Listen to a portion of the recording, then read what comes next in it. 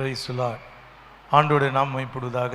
மீண்டும் நான் நினைக்கிறேன் இந்த கூட்டத்தில் இன்னொரு செஷன் இருந்தாலும் நான் கடைசியாக உங்களோடு பேசுவதற்கு இந்த வாய்ப்பை தந்த தேவனுக்கு ஸ்தோத்திரம். உண்மையாகவே அழைப்பு கொடுத்த பாஸ்டர் அவர்களுக்கு மனமார்ந்த நன்றியை நான் தெரிவித்துக் கொள்கிறேன். எப்பயுமே நான் எங்கே போனாலும் ஒரு ஜெபம் பண்ணுவேன். நான் அங்கே போய் கற்றுக்கொள்கிறது ஒன்று, கற்றுக் கொடுக்கறது வேறு. நான் கற்றுக்கொள்ளணும் ஆண்டவரே சில விஷயங்களைன்னு சொல்லி உங்கள்கிட்டருந்து சில விஷயங்களை நான் கற்றுக்கொண்டிருக்கிறேன். சென்னையில் இது மாதிரி ஒரு மீட்டிங் வச்சா கற்பனை கூட பண்ண முடியாது. இவ்வளோ பொறுமையாக உட்காந்து இருக்க மாட்டாங்க. சென்னையோட தொடர்புள்ள மக்களுக்கு தெரியும். உங்கள் சபை அதில் வேதாகம வசனத்தை அவளோடு படிக்கணும்னு வந்திருக்கிறீங்க. அதனால் நீங்கள் டயர்ட் ஆகாமல் உட்காந்துருக்கிறீங்க.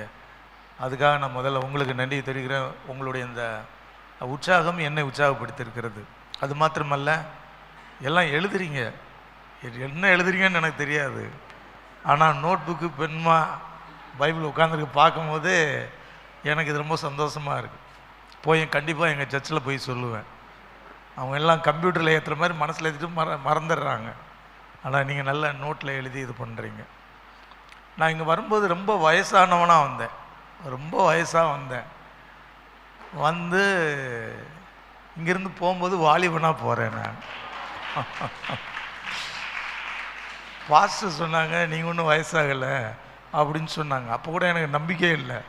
இன்றைக்கி ஒரு வீட்டில் தங்கியிருந்தேன். அந்த ஐயா பேர் வந்திருக்காங்களா, கோவிந்தராஜ்.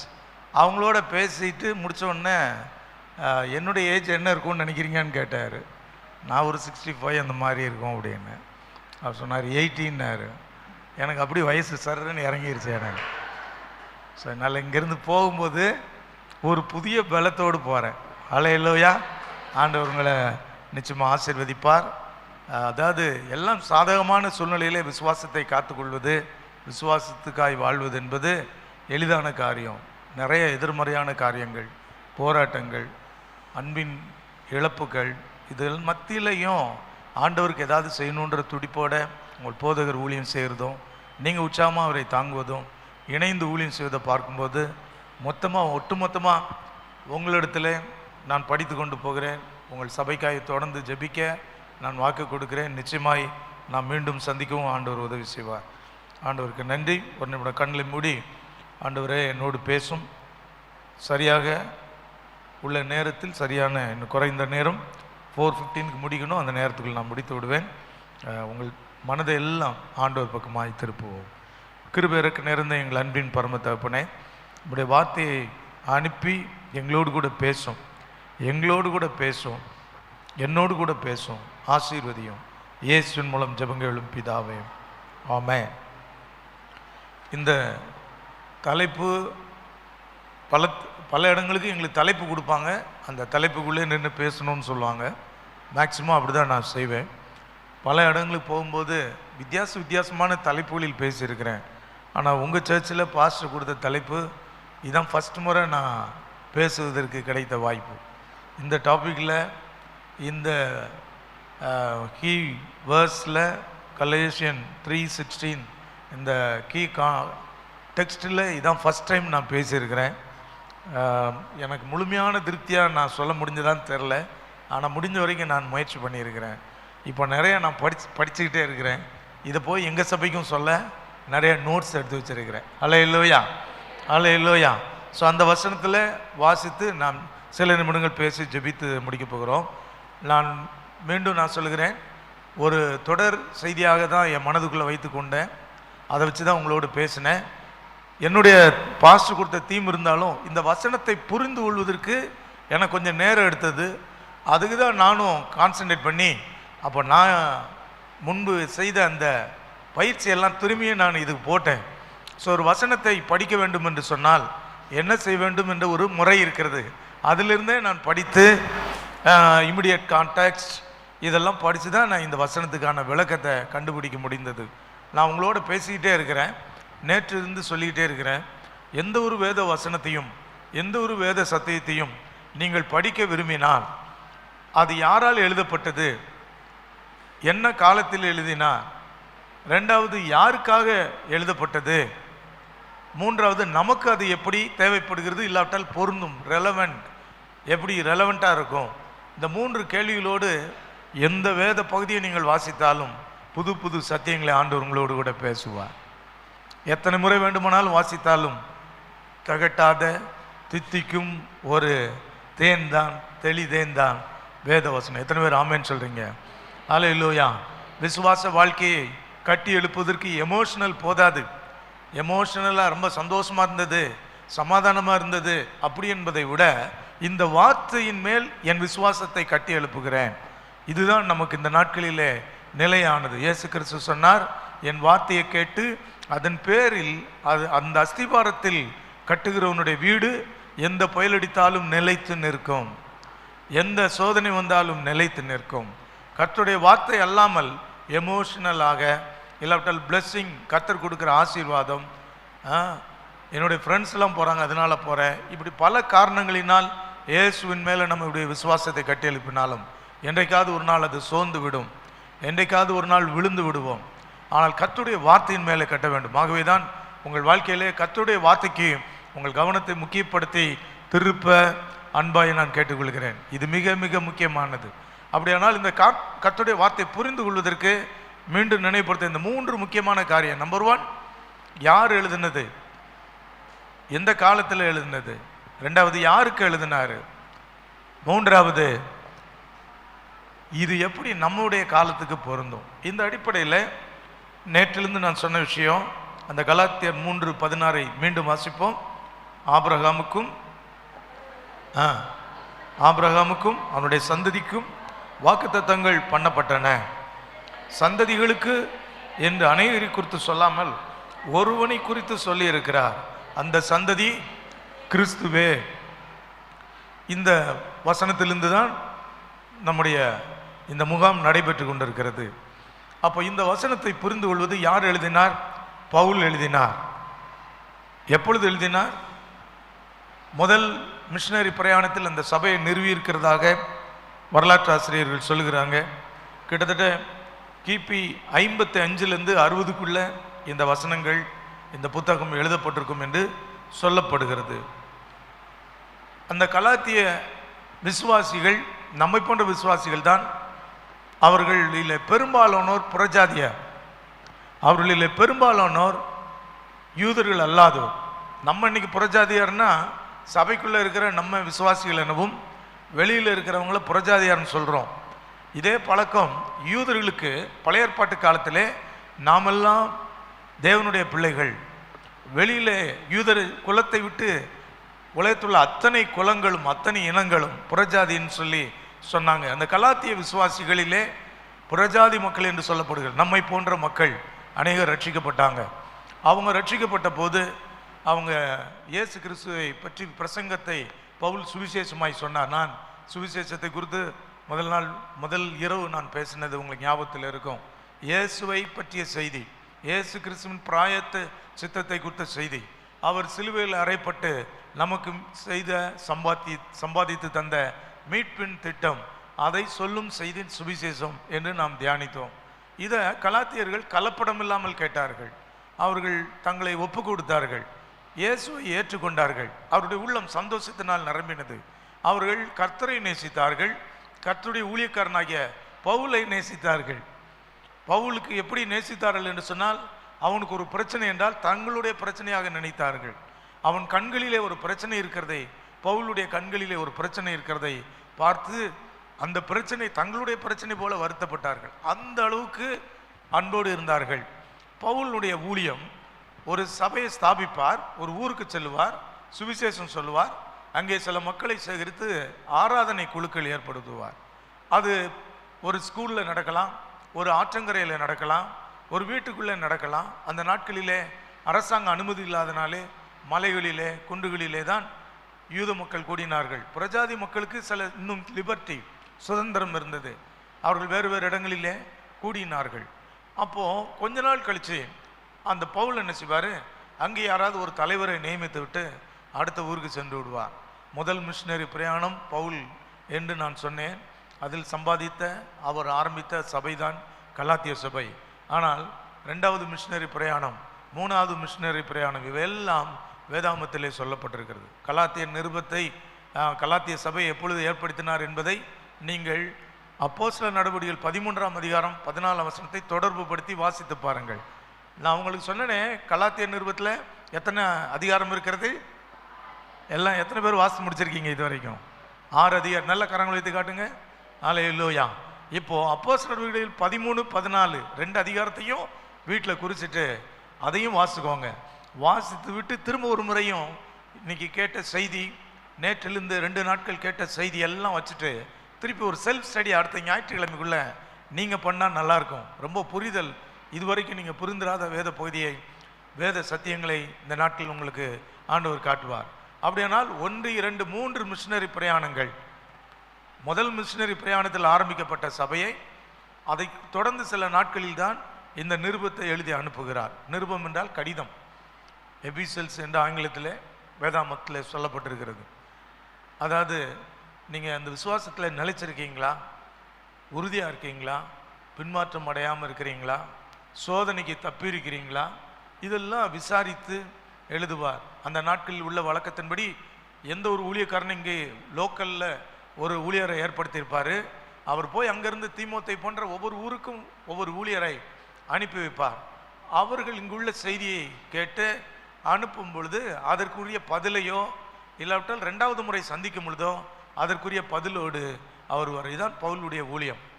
ஆனால் முதல் மிஷினரி பிரயாணத்தில் ஆண்டவரை உற்சாகமாக ஏற்றுக்கொண்ட கலாத்திய விசுவாசிகள், ஊழியரை உண்மையாக நேசித்த விசுவாசிகள், அவருடைய வாழ்க்கையிலே ஒரு பிரச்சனை ஏற்படுகிறது.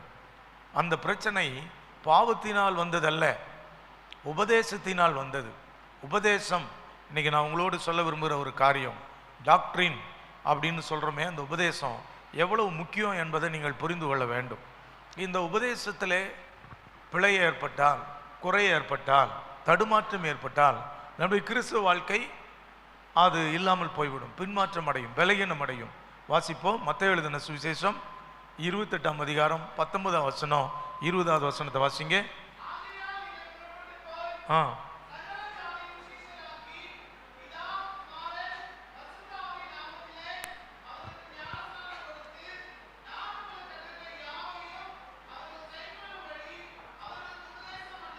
அவர்களுக்கு உபதேசம் பண்ணுங்கள், டீச் பண்ணுங்க, உபதேசம் அப்படின்னு சொல்றார். எதை உபதேசம் பண்ண வேண்டும்? நான் உங்களுக்கு கற்றுக் கொடுத்தவைகள் எல்லாம். ஒரு வேத ஆசிரியர் சொல்லுகிறார், இயேசு கிறிஸ்து பெரிய அளவில் கட்டளை வாக்கியம் ரொம்ப கொடுத்துருக்க மாட்டார். அப்படியே மேம்போக்கா மெல்லிய குரலில் அப்படி மென்மையா அப்படி தான் அதிகமாக பேசுனது போல தெரியும். ஆனால் ஆராய்ச்சியாளர்கள் சொல்கிறாங்க, கிட்டத்தட்ட 600க்கும் அதிகமான போதனைகளை கொடுத்திருக்கிறார் இயேசு கிறிஸ்து. 600க்கும் அதிகமான போதனைகள். அதைத்தான் அவர் உபதேசிக்கும்படி சொன்னார். நமக்கு தெரிஞ்சதெல்லாம் மலைப்பிரசங்கம் மட்டும்தான். ஆனால் அவர் நெடுகவே பேசிக்கொண்டு போவார். அவருடைய முறை, சீசர்களை உருவாக்கும் முறை வகுப்பிலே உட்கார்ந்து சொல்லிக் கொடுக்கும் முறை அல்ல. இன் சர்வீஸ் ட்ரைனிங் என்று பெயர். வழியிலே போகும் பொழுதே சொல்லிக் கொடுப்பார், ஊழியம் செய்ய வைத்தே கற்றுக் கொடுப்பார். அந்த முறையிலே அவர் கற்றுக் கொடுத்தார். ஆகவே சீசர்கள் அவருடைய உபதேசத்திலே வளர்ந்தார்கள். இப்போ பாருங்க, அப்போஸ்தலர் நடவடிக்கைகள் 2ஆம் அதிகாரத்தை எடுத்துக்கொள்ளுங்கள். நம்முடைய விசுவாசத்திற்கும் இந்த உபதேசத்திற்கும் எவ்வளவு தொடர்பு இருக்கு பாருங்க. நம்ம என்னதான் விசுவாசம் அதுன்னு பேசினாலும் இந்த உபதேசம் என்ற ஒரு வார்த்தை மிக முக்கியமானது. கலாத்திய நிருபத்திலே நாம் இதை குறித்து அவர்களுக்கு ஏற்பட்ட பிரச்சனைக்கு மூல பிரச்சனை என்ன அப்படிங்கிறத நம்ம பார்க்கிறோம். அதில் அப்போஸ்தலர் 2ஆம் அதிகாரத்தில் பார்க்கிறோம், 3000 பேர் ரட்சிக்கப்படுறாங்க. முதல் பிரசங்கத்தில் 42ஆம் வசனத்தை வாசிங்க. 2:42. அந்த 3000 பேரும் அவர்கள் அப்போஸ்தலருடைய உபதேசத்தில், எல்லாம் சொல்லுங்க, உபதேசத்திலும் அந்யோன்யத்திலும் ஃபெலோஷிப்பிலையும் அப்பம் பிற்குதலிலும் ஜெபம் பண்ணுதல் உறுதியாய் தரித்திருந்தார்கள். ஸோ அவர்கள் சீசர்களாய் மாறினதற்கு, அவர்கள் கிறிஸ்துவுக்குள் வளர்ந்ததுக்கு, இது எல்லாத்துக்கும் காரணம் அவர்கள் இயேசு கிறிஸ்துவிடம் கற்றுக்கொண்ட போதனைகளை அப்போஸ்தல உபதேசம் என்று சொல்லி இவர்கள் கற்றுக் கொடுத்தாங்க. பார்த்தீங்களா? அதை கேட்கறதுக்கு நேரம் எடுத்தாங்க, பிரசங்கத்தை கேட்கறதுக்கு நேரம் எடுத்தாங்க, அவங்க போதனையை கேட்கறதுக்கு நேரம் எடுத்தாங்க. நமக்கு பாடல் பிடிக்கலாம், மற்ற ஆக்டிவிட்டீஸ் பிடிக்கலாம், ஆனால் டீச்சிங், போதனை என்ற கர்த்தருடைய வார்த்தையை மையமாய் வைத்து சொல்லப்படுகிற போதனை நமக்கு பிடிக்கலைன்னு வைத்துக்கொள்ளுங்களேன், நம்ம விசுவாசம் கொஞ்ச நாளில் பலவீனம் அடையும். ஏனென்றால் நம்முடைய பலவீனத்தை ஊன்ற கட்டுவது எது என்று சொன்னால் உபதேசம்தான். மற்ற மதங்களுக்கும் கிறிஸ்துவ மார்க்கத்துக்கு உள்ள ஒரு பெரிய வித்தியாசம், நம்ம வெறும் ஒரு இயேசு படம் வச்சு சாமி கும்பிடுற நம்பிக்கையுடையவர்கள் அல்ல. வெறும் பக்தியும் நம்பிக்கையும் மாத்திரம் நமக்கு அல்ல. இயேசு கிறிஸ்து சொன்னார், வருத்தப்பட்டு பாரம் சுமக்குள்ளே நீங்கள் எல்லாரும் என்னிடத்தில் வாருங்கள், என்னிடத்தில் இளைப்பாறுதல். அப்புறம் தொடர்ந்து என் நுகத்தை ஏற்றுக்கொண்டு என்னிடத்தில் கற்றுக்கொள்ளுங்கள், லேர்ன் ஃப்ரம் மீ. இல்லாவிட்டால் என்னையே நீங்கள் கற்றுக்கொள்ளுங்கள்ன்றார் பாருங்க. அதான் கிறிஸ்துவ வாழ்க்கை. இது நமக்கு பிரியமாக இருக்கணும். இது படிப்பு தேவையில்லை. ஏன்னா படித்தா தானே கற்றுக்கொள்ள முடியும். உலகத்தில் ஒரு மெக்கானிக்காக வரணுன்னா கூட பேசிக் குவாலிஃபிகேஷன் என்னன்னு கேட்பாங்க. இல்லை, ஒரு சின்ன மெக்கானிக் குறைத்து சொல்கிறேன்னு நீங்கள் நினைக்காதீங்க. ரொம்ப குறைவான படிப்பு இருந்தால் போதும்னு சொல்கிறாங்க பாருங்கள். எந்த ஒரு வேலைக்கும் ஒரு படிப்பு தேவை அப்படின்றாங்கல்ல. வேலைன்னு போனால் படிப்பே இல்லாமல் வேலை பார்க்கலாம். அது அவர்கள் உயர்ந்த ஒரு பல வருஷங்கள் ஆகும். அப்போ படிப்பு ரொம்ப முக்கியம், நமக்கு தெரியும். ஆனால் சீசர்கள் ஆவதற்கு இயேசு கிறிஸ்து சொன்ன படிப்பு பெரிய அவசியமாக சொல்லப்படலை. அதுக்கு தான் அவர் என்ன செஞ்சார், ரொம்ப எலை பீப்புளை தேர்ந்தெடுக்காமல், ரொம்ப அறிவாளிகளை தேர்ந்தெடுக்காமல், பைத்தியமாய் தோன்றினவர்களை, எளிமையானவர்களை, விளிம்பு நிலை மக்களை எல்லாம் அப்படிப்பட்ட மக்களை தான் டவுன் ட்ராடன் மக்களை தான் தேர்ந்தெடுத்தார். என்ன பேதுரு சொல்வார், பவுல் எவ்வளோ படித்தவர்னு பெருமிதத்தோடு சொல்கிறாரு, பொறாமையினால் அல்ல. நமக்கே புரியல, நம்ம கொஞ்சம் வருஷம் 3 வருஷம் இருந்து படிச்சுட்டோம் ஏசுநாதர்கிட்ட, நமக்கே புரியல. அப்போ இதை குறித்து ஒன்றுமே தெரியாதவங்க, படிக்காதவங்க எவ்வளோ கஷ்டப்படுவாங்கன்னு பேதுரு ஒரு இடத்துல சொல்கிறாரு. அப்படின்னா இயேசுநாதரோடு கூட இருந்த 12 சீசர்களில் 1-2 பேரை தவிர, கணக்கெழுதும் சிலரை தவிர, கொஞ்சம் படிப்பு உள்ளவர்கள் என்றவர்கள் மிக குறைவு. அப்படிப்பட்ட சாதாரண மக்கள். அப்படியானால் எப்படி அவரை கற்றுக்கொண்டார்கள்? அந்த கற்றுக்கொள்வதற்கு ரொம்ப அவசியமான ஒரு தேவை, மனம் திரும்புதல். அதை குறித்து நாம் வாசிக்கிறோம். இந்த உபதேசத்தை கற்றுக்கொள்வதற்கு நாம் 2 கொரிந்தியர் 3ஆம் அதிகாரம் 3ஆம் அதிகாரத்தை எடுத்துக்கொள்வோம். 2 கொரிந்தியர் 3ஆம் அதிகாரம் 15-16 வசனத்தை வாசிங்க. 15-16. மோசையின் ஆகமங்கள் வாசிக்கப்படும் போது இந்நாள் வரைக்கும், இது பழைய ஏற்பாடு குறித்து தானே சொல்லப்பட்டிருக்குன்னு நீங்கள் நினைக்கலாம். ஆனால் முழு வேதாகமத்தையும் நான் சொல்லுகிறேன். அதை புரிந்து கொள்வதற்கு உலக கல்வி அல்ல, எது அவசியமாக இருக்குது பாருங்கள். மோசையின் ஆகமங்கள் வாசிக்கப்படும் பொழுது இந்நாள் வரைக்கும் முக்காடு அவர்கள் இருதயத்தில் இருக்கிறது. அவர்கள் கர்த்தரிடத்தில் மனம் திரும்பும் போது அந்த முக்காடு ஏடுபட்டு போகும். அல்லேலூயா. மனம் திரும்பி இயேசுவை விசுவாசித்து, இயேசு என் இரட்சகர், என் பாவங்களை மன்னிப்பவர், அவரை நான் ஏற்றுக்கொள்கிறேன் என்று மனம் திரும்புகிறோம் அல்லவா, தகப்பன் வீடு திரும்புகிறோம் அல்லவா, அவரிடத்தில் ஒப்புரவாகிறோம் அல்லவா, அதுக்கப்புறம் நீங்கள் வாசித்து பாருங்கள், ரொம்ப ஆச்சரியமாக இருக்கும். வசனம் வாசிக்கிறதே உங்களோட உட்கார்ந்து ஆண்டவர் பேசுவது போல இருக்கும். இந்த உபதேசத்தை கற்றுக்கொள்வதற்கு இந்த கல்வி அடிப்படை தகுதி மனம் திரும்புவது தான். நிறைய பேர் மனம் திரும்பாமலே வேதாம கல்லூரிக்கும் போயிடுவாங்க. அவங்க படிப்பாங்க, அவங்க தான் தப்பானதை சொல்லி கொடுத்துருவாங்க. ஏன்னா அது புரியாது.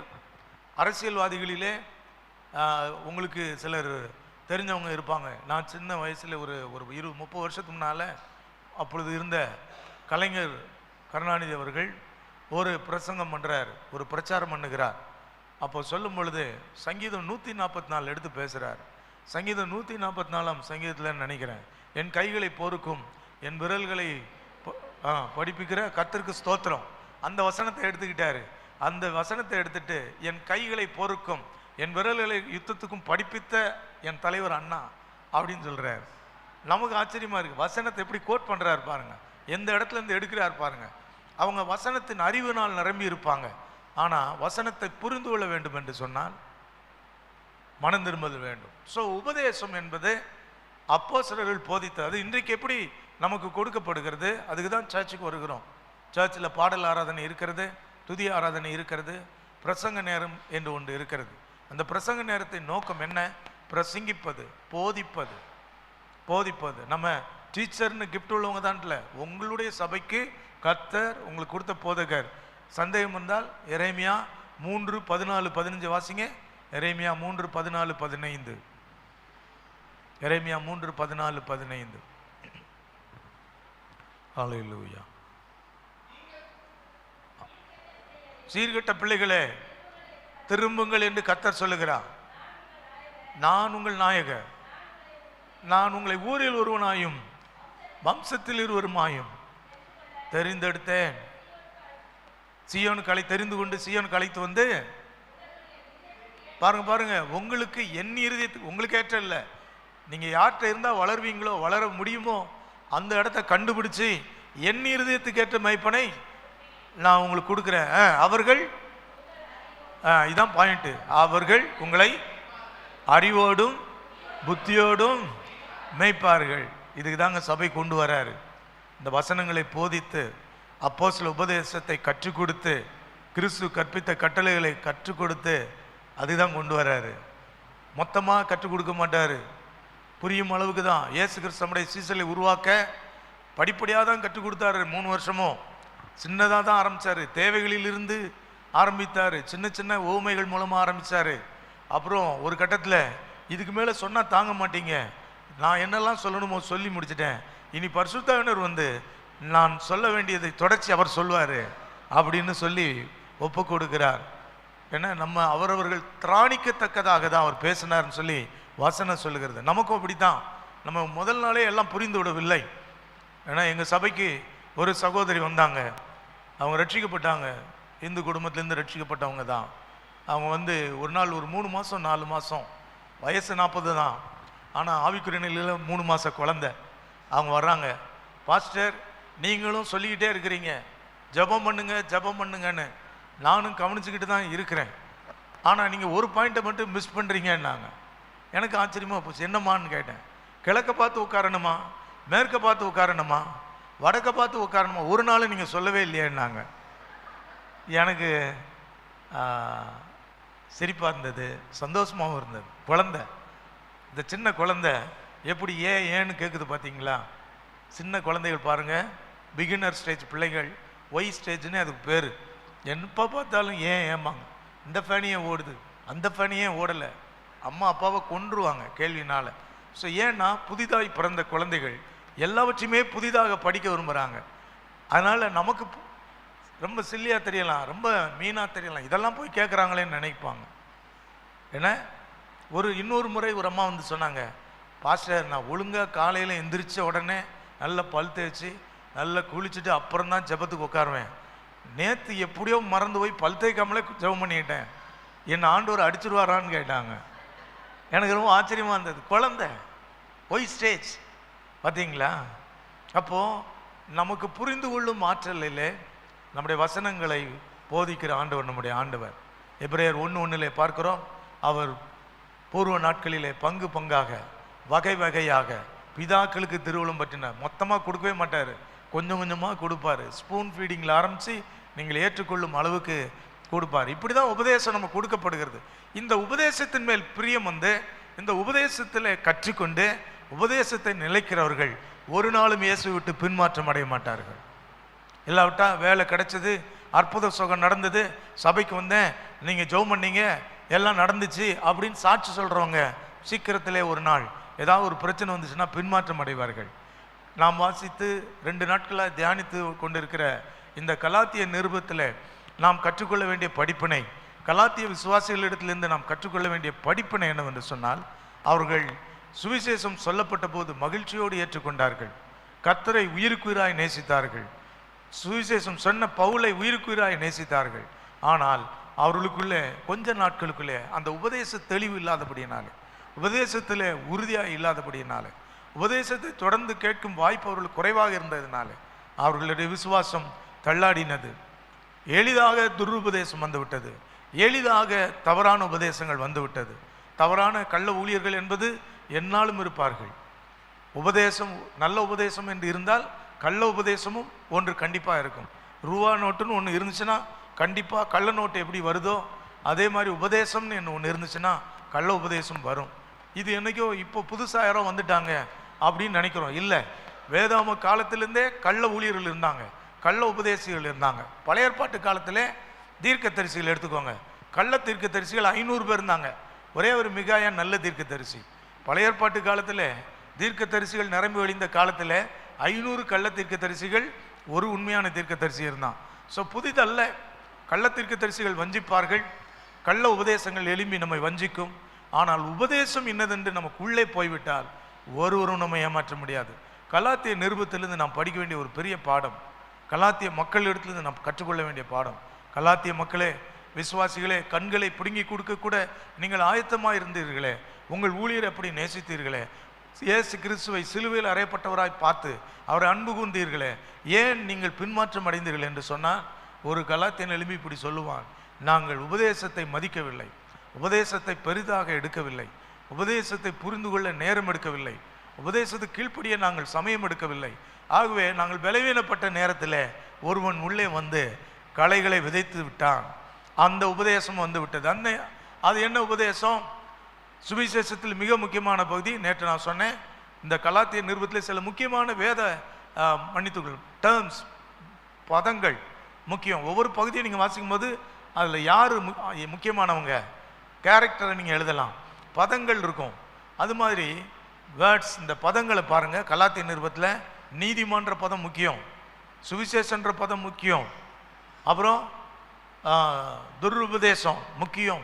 அது மாத்திரமல்ல, இன்னும் சில பதங்கள் கலாத்திய நிருபத்தில் நீங்கள் வாசிக்கும் போது குறித்து, அது புரிஞ்சுதா புரியலையா உங்கள் பாஸ்டர்கிட்ட வந்து கூட நீங்கள் கேட்கலாம். அது புரிஞ்சப்போ தான் நீங்கள் வாசிக்க முடியும், ஈஸியாக வாசிக்க முடியும். ஸோ இதில் நீதிமான் ஆகுதல், பழைய ஏற்பாட்டில் என்ன செய்யணும்? அவர்கள் தேவனை விட்டு தூரமாய் போனார்கள், திரும்ப வருவது. நேற்று நான் சொன்னேன், திரும்ப வருவதற்கு கடவுள் பயங்கரமானவர். மோசேயிட்டு சீனாய் மலையில் ஏறும் பொழுது, அங்கிருந்து கர்த்தர் பேசும் பொழுது இஸ்ரவேல் ஜனங்கள் கதறினார்கள், மோசே நீங்கள் பேசுங்க, அவர் ஆண்டவர் பேசினா நாங்கள் தாங்க மாட்டோம் அப்படின்னு சொல்லி கதறாங்க. அப்படி அவர் கிட்டத்தில் சேர பயந்தவர்கள், அவர் குரலை கேட்க பயந்தவர்கள்.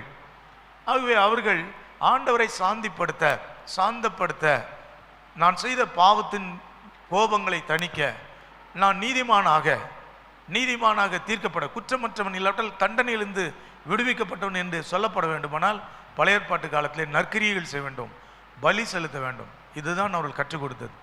அந்த பலிகளை செலுத்தி ஒரு கட்டத்தில் அவர்கள் ஏமாற்ற ஆரம்பித்தார்கள். பலிகளை செலுத்துவதும் நசல் கொண்டது, நோய்வாய்ப்பட்டதெல்லாம் கொண்டு போய் பலி செலுத்தினாங்க. அதனால் நீ பலி செலுத்தவில்லை, சோர்ந்து போனாய், சலித்து போனாய், அதுவும் உண்மையாக செலுத்துறதில்லை. இப்போ நம்ம காணிக்க நோட்டு போடும்போது கிழிஞ்ச நோட்டு போடுறோம்ல சிலர், அந்த மாதிரி பழைய ஏற்பாட்டு காலத்தில் பலி செலுத்தும் போது ஏமாற்றினாங்க. அப்போ இனி நீங்கள் பலி செலுத்த வேண்டாம், உங்கள் இருதயத்தில் நான் ஒரு புது பிரமாணத்தை எழுதுவேன், அது ஒரு கற்பலகையில் எழுதப்பட்ட பிரமாணம் அல்ல, நீங்கள் ஒன்றும் செய்ய வேண்டாம், நான் உங்களுக்காய் சிலுவையில் எல்லாம் செய்து முடித்து விடுவேன். அதான் புதிய பிரமாணம், அதான் நியூ கவர்னன்ட், அதுதான் புதிய ஏற்பாடு.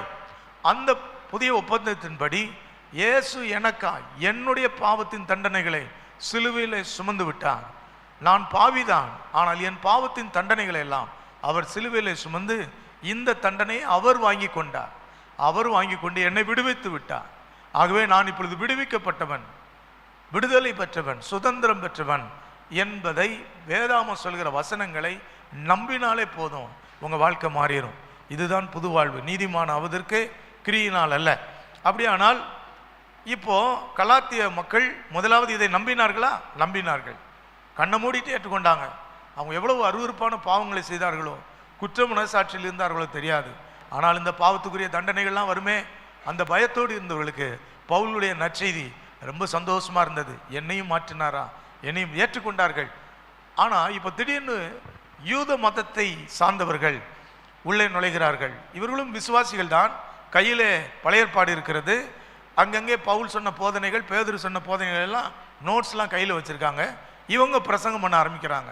பவுலுடைய ஆப்ஷன்ஸை பயன்படுத்தி என்ன போதிக்கிறாங்க? நீங்கள்லாம் பவுல் சொன்ன நற்செய்தியை கேட்டு இயேசுவை சொந்த ரட்சகராக ஏற்றுக்கொண்டதுக்காக ஸ்தோத்திரம், நீங்கள் சரியான பாதையை தெரிந்து கொண்டதுக்காக ஸ்தோத்திரம். ஆனால் ஒரே ஒரு விஷயம் பவுல் சொல்ல மறந்ததை நாங்கள் சொல்லுகிறோம், நீங்கள் நியாயப்பிரமாணத்தையும் சேர்த்து நீங்கள் ஏற்றுக்கொண்டு தான் ஆக வேண்டும். ஏனென்றால் இயேசு கிறிஸ்து சொன்னார், நியாயப்பிரமாணத்தை அழிக்கல்ல, அதை நிறைவேற்ற வந்தேன் என்று சொன்னார். இந்த நியாயப்பிரமாணத்தின் உறுப்புகள் ஒன்று கூட அழிந்து போகாதுன்னு சொன்னார். பவுல் உங்களுக்கு அதை சொன்னாரா? சொல்லியிருக்க மாட்டார், சொல்ல மறந்திருப்பார். அவர் சீசர்களோடு உட்காந்து கற்றுக்கொள்ளவில்லை, தனியாக பைபிள் ஸ்கூல் 3 வருஷம் தனியாக போய் உட்காந்து படித்தவர். ஆனால் ஏதோ தப்பு பண்ணியிருப்பார்னு நினைக்கிறேன். நீங்கள் என்ன செய்யுங்க, இதையும் ஏற்றுக்கொள்ளுங்க. அப்போ என்ன செய்யணும்? சகோதரர்களே, நீங்கள் நியாயப்பிரமாணத்தின்படி ஒரு புதிய உடன்படிக்கை பண்ண வேணும். யூத மதத்தில் சேர வேண்டும் என்று சொன்னால் சில சடங்குகள் உண்டு. அந்த சடங்குகளை நீங்கள் செய்ய வேண்டும். குறிப்பாக சகோதரர்கள் விருத்த சேதனம் பண்ண வேண்டும். இப்படி சொன்ன உடனே சிலருக்கு பயம் வந்துருச்சு.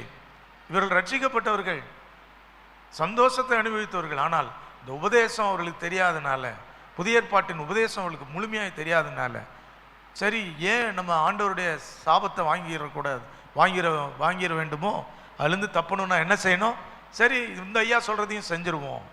அந்த ஐயா ஊரில் இருக்கும்போது நமக்கு சொன்னார்ல, அதை செஞ்ச மாதிரியே புதுசாக வந்திருக்காரு, இவர் சொல்கிறதையும் செஞ்சுருவோன்னு செஞ்சிட்டாங்க. செஞ்சவங்க கொஞ்சம் பேரில் ஏறக்குறைய கலாத்திய சபையில் உள்ள அனைத்து விசுவாசிகளும் இந்த மாயத்துக்கு இழுப்புண்டு போனார்கள். இவர்கள் விலகி போனாங்க. அதன் வழியாக, அதன் பலனாக பவுல் அதை கேள்விப்பட்ட உடனே, நீங்கள் இவ்வளோ நாள் உங்களுக்கு பாடுபட்டனே, எல்லாம் வாசித்து பாருங்கள், எல்லாம் கலாத்திய நிருபத்தை தான் பேசிக்கிட்டு இருக்கிறேன். இவ்வளோ நாள் உங்களுக்கு பாடுபட்டேனே, எவ்வளவு பிரயாசப்பட்டேன், எல்லாம் வீணாய் போச்சே, அழுகுறாரு. வீணாக போச்சதே, நீங்கள் இப்படி யார் உங்களை திசை திருப்பினது, யார் உங்களை வஞ்சித்ததுன்னு தெரியலையே அப்படின்னு சொல்லி ரொம்ப வேதனைப்பட்டு சொல்கிறார். திரும்பி அவர் ஒரு ரிக்வெஸ்ட் வைக்கிறார். அதுதான் என்னுடைய இறுதி செய்தியாக வைக்கிறேன். திரும்பவும் கிறிஸ்து உங்களுக்குள் உருவாகும் அளவு நான் கற்ப வேதனைப்படுகிறேன். அதான் அவர் சொல்கிறார். அதுதான் நீங்கள் திரும்ப கிறிஸ்து உங்களில் உருவாகும் அளவு. ஏற்கனவே கிறிஸ்துவ வந்தவர் தானே, வாசம் பண்ணினார் தானே, சுவிசேஷத்தை ஏற்றுக்கொண்ட உடனே பெற்றுக்கொண்டவர்கள் தானே, இப்போ ஏன் திரும்பவும் அதை சொல்கிறாரு அப்படின்னா, இழந்து போன கிறிஸ்துவோடு உள்ள தொடர்பை திரும்ப புதுப்பித்து, திரும்ப கிறிஸ்து உங்களுக்குள் உருவாகும் அளவு நான் கற்ப வேதனைப்படுகிறேன். இயேசு கிறிஸ்துவும் இந்த உலகம் பாருங்களேன், நம்ம சொந்தக்காரங்களை பாருங்கள். இதுவரைக்கும் நான் சொன்னதெல்லாம் வேதாமத்தில் சொன்னேன். இப்போ நம்ம சொந்த வாழ்க்கைக்கு வருவோம். சொந்தக்காரங்க என்ன சொல்லுவாங்க? முதல்ல தடுப்பாங்க, நீ போகக்கூடாதுன்னு சொல்லுவாங்க, பரியாசம் பண்ணுவாங்க. அங்கே போனால் அவங்களுக்கு என்ன, பாஸ்டர் காசு கொடுக்குறாரா அப்படின்னு சொல்லுவாங்க. அமெரிக்காவிலேருந்து காசு வருதாமே அப்படின்னு சொல்லுவாங்க. எங்கள் சபையில் இப்படி சில சொல்லுவாங்க, என்கிட்ட சொல்லுவாங்க, எங்கள் சொந்தக்காரங்கள்லாம் கிண்டல் பண்ணுறாங்க பாஸ்டர், அந்த சபையில் என்ன உங்களுக்கு என்ன பணம் கொடுக்குறாரா பாஸ்டர், அவருக்கு எங்கேயோ அமெரிக்காவிலேருந்து வருமாமே அப்படின்னு சொல்கிறாங்க பாஸ்டர். என்ன சொல்லனே தெரில. அப்போ நீங்கள் என்ன சொன்னீங்கன்னா, ஒன்றுமே சொல்லாமல் வேதனையோடு இருந்தோம், இனிமேல் சொல்லுங்கள், அடுத்த வாரத்துலன்னு சொல்லுங்கள், பாஸ்டர் பணம் கொடுக்க மாட்டார், நாங்கள் தான் அவருக்கு கொடுக்குறோம், தசம பாகம்னு வாங்கிடுறாரு. இது வரைக்கும் நாங்கள் கோயிலை சுற்றி 50 பைசா 1 ரூபானுக்கு மேலே போட்டதில்லை, ஆனால் வருமானத்தில் 10ல் 1 வாங்கிடுறாரு பாஸ்டர். அப்படி சொல்லுங்கள், என்ன அது பார்ப்போம் அப்படின்னு. நான் சொல்ல உங்களுக்கு புரியுதா? பணத்தை தேடி வரவில்லை, பணத்தை கொடுக்குறோம். ஏனென்றால் ஏதோ கிடைத்தது என்று அல்ல, எங்களுக்கு சந்தோஷம் சமாதானம் கொடுத்தார் ஆண்டவர். உலகம் கொடுக்க முடியாத சமாதானம். அதுக்கு நன்றி ஈடாக, நன்றி குறியீடாக நாங்கள் என்ன செய்கிறோம்? கொடுக்குறோம், நேரத்தை கொடுக்குறோம், உடல் உழைப்பை கொடுக்குறோம், எங்களுடைய பணத்திலும் ஒரு பகுதியை கொடுக்கும். அப்படி சொல்லுங்கள், நான் சொல்லுவேன். ஏன் இதை சொல்கிறேன் அப்படின்னா, பரியாசம் பண்ணுவாங்க, தடுத்து பார்ப்பாங்க, ஒரு கட்டத்தில் மிரட்டி பார்ப்பாங்க. சாது சுந்தர் சிங் என்பவரெல்லாம் மிரட்டுறாங்க உங்கள் குடும்பத்து ஆட்கள். சாது சுந்தர் சிங்கினுடைய வரலாறை நீங்கள் வாசித்து பாருங்கள். சீக்கிய குடும்பத்திலிருந்து ரட்சிக்கப்பட்ட அவர், அவருடைய பெரிய பணக்கார குடும்பம், கோடீஸ்வரர். அந்த நாட்டில் அவருடைய முறைப்பெண், அழகான ஒரு பெண் இருக்கிறார். அவங்க அப்பா கூட்டிகிட்டு போகிறாரு, ஒரு பீரோ திறந்து காட்டுறாரு. மேலேருந்து கீழே வரைக்கும் விலை உயர்ந்த ஆபரணங்கள், ஜுவல்ஸ் எல்லாம் இருக்குது, பல லட்சங்கள். அந்த நாட்டில் மதிப்புகளில் எல்லாம், இதெல்லாம் உனக்கு தான், நம்முடைய சொத்து சுகம் எல்லாம் இது உனக்கு தான். அவர் சொன்னார், இல்லை இல்லை, இதெல்லாம் எனக்கு தேவையில்லை, எனக்கு ஒரே ஒரு இருதயம், அதை இயேசு கொடுத்துட்டேன்ற. ரொம்ப கோவப்படுறார். அவங்க மாமா விட்டு கூட்டு போகிறார்.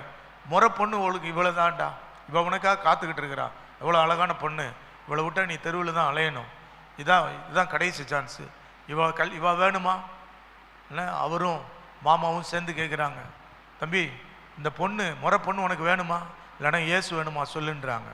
அப்போது அவர் சொல்கிறாரு, ஒரே ஒரு இருதயம் தான் எனக்கு, அந்த இருதயத்தை நான் இயேசுவுக்காக கொடுத்து விட்டேன், என்னால் நான் திருப்பி யாருக்குமே இதை கொடுக்க முடியாது, நீங்கள் கட்டாயப்படுத்தி உங்கள்கிட்ட திரும்ப இருக்க முடியாது.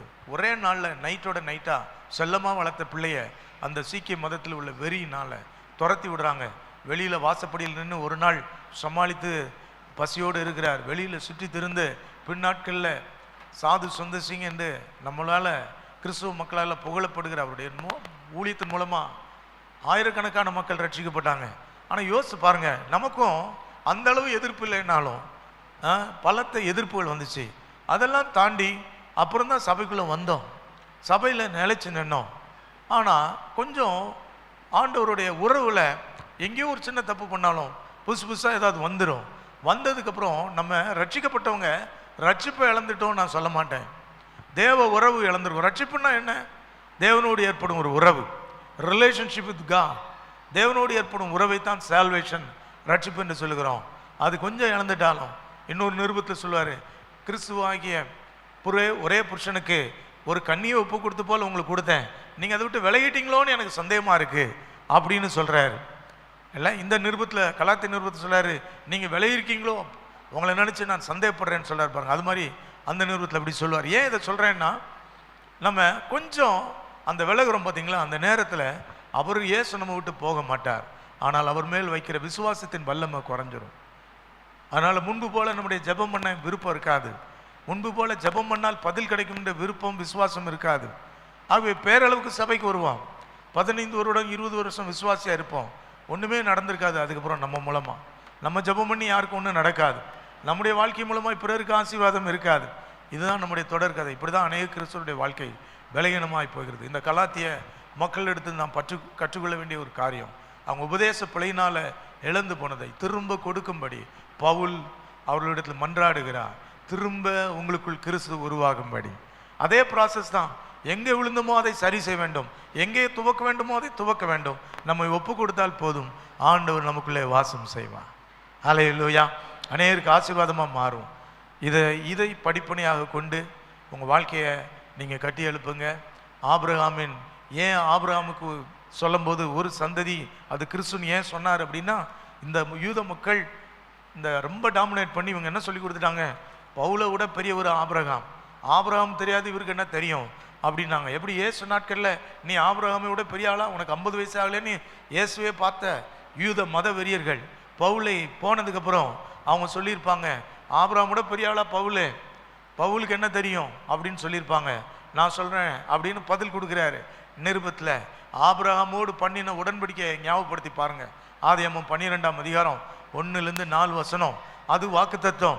ஆனால் 7ஆம் வசனத்தில் உன் சந்ததின்னு சிங்குலரில் சொல்கிறார் பாருங்க, அந்த சந்ததி கிறிஸ்து. அப்படியானால் நீங்கள் நினைக்கிறது போல ஆபிரகாமின் சந்ததி என்று ஏதோ யூதர்களுக்கு மட்டும் கடவுள் உரியவர் என்று சொல்லி, யூதர்களுக்கு மாத்திரம் நித்திய ஜீவன் உரியது என்று சொல்லி நீங்கள் ஏமாந்து போயிட வேண்டாம். ஆபிரகாமுட்டே உடன்படிக்கை பண்ணிட்டாரு, உன் மூலமாய் ஒரு சந்ததி தோன்றும், அந்த சந்ததி தான் யூனிவர்சல் காஸ்பல், முழு உலகத்துக்குமான செய்தி. இதை ஆண்டவர் உடைய வார்த்தையை புரிய வைக்கும்படி, தேவ திட்டத்தை புரிய வைக்கும்படி தான் இந்த பெரிய சத்தியத்தை பவுல் எழுதியிருக்கிறார்.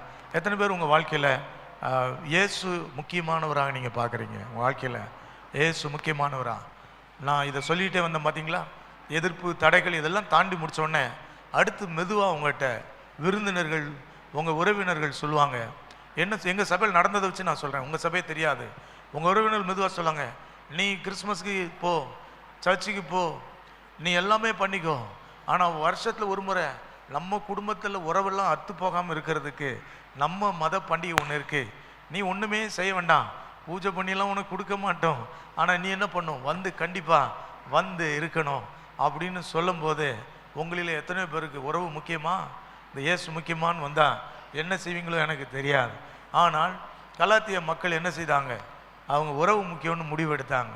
உறவு முக்கியம், உறவு இழக்க வேண்டான்னு சொல்லி பண்டிகைகளை ஒப்பு கொடுத்தாங்க, அந்த மத சடங்குகளை ஒப்பு கொடுத்தாங்க. அதனுடைய விளைவாக இயேசுவோடு கூட இன்னொரு துணைக்கு அழைத்து கொண்டார்கள். அதான் கலாத்திய நிருபத்தில் பவுல் சொல்கிறாரு, வேறு ஒரு சுவிசேஷம் இல்லையே, வேறு ஒரு இயேசு இல்லையே, சுவிசேஷம் ஒன்று தான், கிரியை இல்லாமல் நீதிமான் ஆவது. இயேசு யார்? ஒரே இயேசு தான், நமக்காக சிலுவையில் அறையப்பட்டவர்.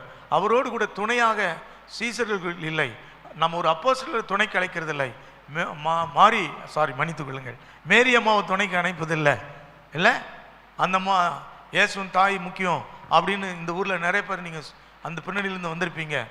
ஏன்னா அவங்கள துணைக்கு நம்ம வைக்கிறதில்ல. இயேசு, ஜீசஸ் அலோன், இயேசு மட்டுமே, வேறு ஒரு சுவிசேஷம் இல்லை, வேறு ஒரு இயேசு இல்லை. இப்படி உறுதியாக பிடித்து கொண்டு எந்த வந்தாலும் நான் நம்புவேன்னு இருந்து பாருங்க, உங்கள் வாழ்க்கை ஆசீர்வாதமாக இருக்கும். நீங்கள் ஆசீர்வதிக்கப்பட்டு தான் ஆகணும். இன்னைக்கு காலையில் நான் சொன்னது போல் பெருகித்தான் ஆகணும். ஆபிரகாமுக்கு சொல்லப்பட்ட வாக்குத்தத்தின்படி நீங்கள் எல்லாம் ஆசீர்வதிக்கப்பட்டு தான் ஆகணும். ஆசீர்வதிக்கப்படுவது எதற்காக என்று ஒரு கேள்வி கேளுங்க, உங்கள் மூலமாக அநேகர் ஆசீர்வதிக்கப்படணும். இந்த தீர்மானத்தோடு இந்த நாளில் நாம் கொஞ்ச நேரம் ஜெபிக்க போகிறோம். கொஞ்ச நேரம் எல்லாம் உங்கள் பைபிளை எல்லாம் மூடி வைத்துக்கொண்டு நல்ல ஜெபம் பண்ண போகிறோம். கொஞ்ச நேரம் நல்ல விடுதலையோடு ஜெபம் பண்ண போகிறோம். உட்கார்ந்தல்ல நின்று கொண்டு ஜெபிக்க போகிறோம். ஹல்லேலூயா. ஆண்டவருடைய சமூகத்தில் நாம் ஜெபிப்போம். Hallelujah. Praise the Lord. Hallelujah. என்னை உயிர்ப்பியும் ஆண்டவரே, என்னை பலப்படுத்தும் ஆண்டவரே, என்னை திரும்ப உமக்கு தருகிறேன், என்னை ஏற்றுக்கொள்ளும் ஆண்டவரே, என்னை புதுப்பியும் ஆண்டவரே. Hallelujah. Praise the Lord. Hallelujah. Hallelujah. Praise the Lord. Hallelujah. Oh Jesus. Hallelujah. Amen. Praise the Lord. Hallelujah. எந்தன் உள்ளம் தங்கும் இயேசு நாயகா, உந்தன் வீடாய் கொள்ளும் இயேசு இயேசு நாயகா, இயேசு நாயகா, உந்தன் வீடாய் கொள்ளும் இயேசு நாயகா, திரும்ப வீழாது பாரும் இயேசு நாயகா, கிருபை இழாது காரும் இயேசு நாயகா, இயேசு நாயகா, இயேசு நாயகா,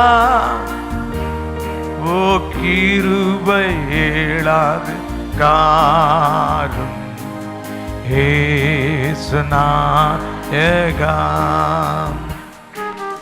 மாம்ச கிரியை போக்கும் இயேசு நாயகா, குழந்தை உள்ளமாக்கும், குழந்தை உள்ளமாக்கும் இயேசு நாயகா, இயேசு நாயகா, இயேசு நாயகா, குழந்தை உள்ளமாக்கும் இயேசு நாயகா. இந்த 3 நாட்களிலும் ஆண்டவர் என்னோடு கூட பேசியிருக்கிறார். நான் கொஞ்சம் அப்படியே குறைந்திருந்தேன். என் திரி மங்கி எரிகிற திரி போல காணப்பட்டது.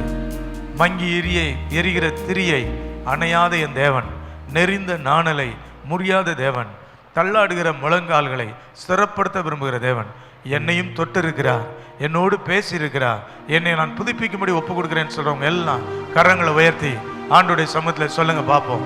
திரும்ப விட்டு வந்த அதிகாலை ஜெபம், இரவு ஜெபம், வேத வசனம் வாசிக்கிறது, இதெல்லாம் திரும்ப என்ன புதுப்பிக்கிற ஆண்டவரே, திரும்ப என்ன கொடுக்கிற ஆண்டவரே, என்னை ஒப்பு கொடுக்கிற ஆண்டவரே. சொல்லுங்க, வாயை திறந்து சொல்லுங்க, வாயை திறந்து சொல்லுங்க.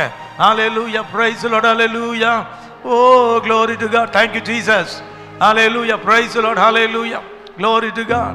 Hallelujah. எல்லாரும் அர்ப்பணித்து ஒரே ஒரு விஷயம் சொல்லுமா.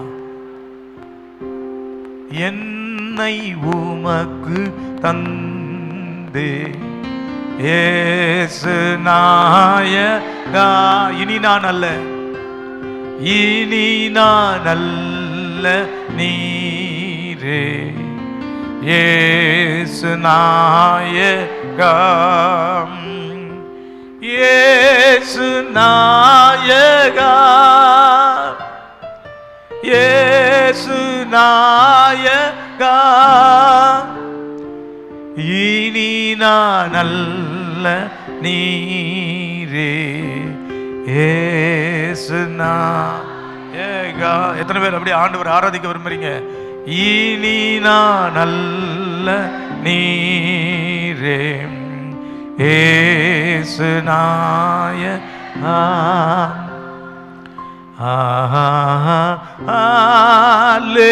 ஹல்லேலூயா. Hallelujah. Hallelujah.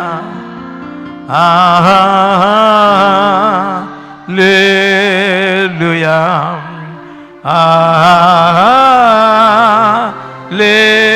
ஹல்லேலூயா.